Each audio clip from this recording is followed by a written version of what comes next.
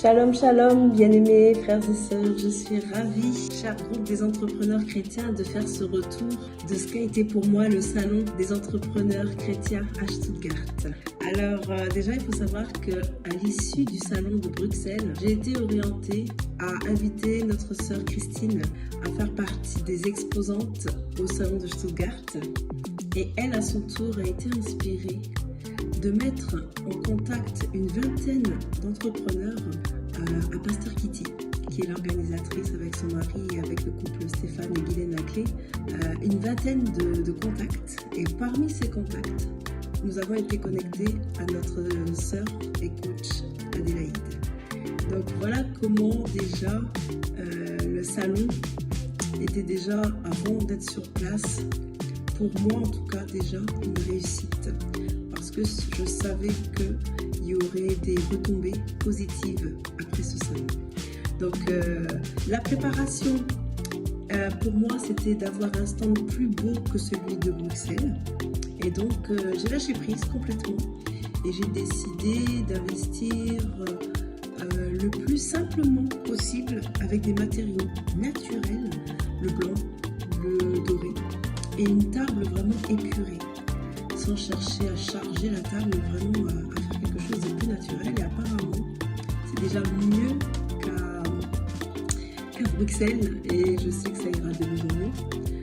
Alors, Pasteur Kitty m'avait fait une commande de ce que j'appelle les mouchoirs de Paul. Donc, dans la Bible, les mouchoirs qui guérissaient les malades.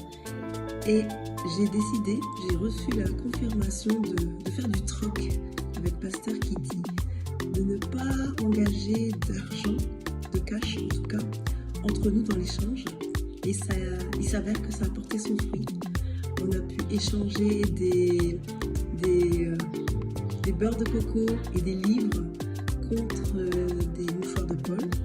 Et j'ai décidé sur le salon de continuer cette façon de faire. Et presque tous les salons, je crois qu'il y en a quand même 2 ou 3 que j'ai pas pu faire, je me suis engagée à aller avec ce que j'avais, c'est-à-dire des savons, des carrés, à aller au stand et proposer aux exposantes et aux exposants de faire des échanges. À part une paire de boucles d'oreilles, une bague et un livre, tout ce que j'ai ramené du salon n'a été que le résultat de troc, d'un commun accord avec les exposants et les exposantes. Donc pour moi, ce salon est une réelle réussite. Et pour moi, c'est le début d'une grande aventure de l'entrepreneuriat. Parce qu'au travers des différentes conférences qu'on a entendues sur place, au travers des différents témoignages qu'on a entendus sur place, je me dis waouh, il y a des bonnes choses qui se font au milieu des entrepreneurs pour servir les intérêts du royaume et pour investir dans le royaume, pour la mission, pour l'évangile et pour le salut du plus grand nombre. Alors voilà, je suis ravie. L'onction du salon est encore présente, elle continue à porter ses fruits. La grâce que j'ai, c'est de connecter des personnes entre elles, et c'est le Seigneur qui fait le reste. Et je suis ravie des connexions divines qui ont été établies. Et je vois ce que ça fait de réseauter, de connecter les personnes. C'est une semence qui va nous revenir, qu'on le veuille ou pas, dans sa forme multipliée. Donc je souhaite longue vie aux couples, aux personnes qui organisent de près, de loin, exposés ou dans l'ombre ces salons, parce que c'est le début d'une grande aventure.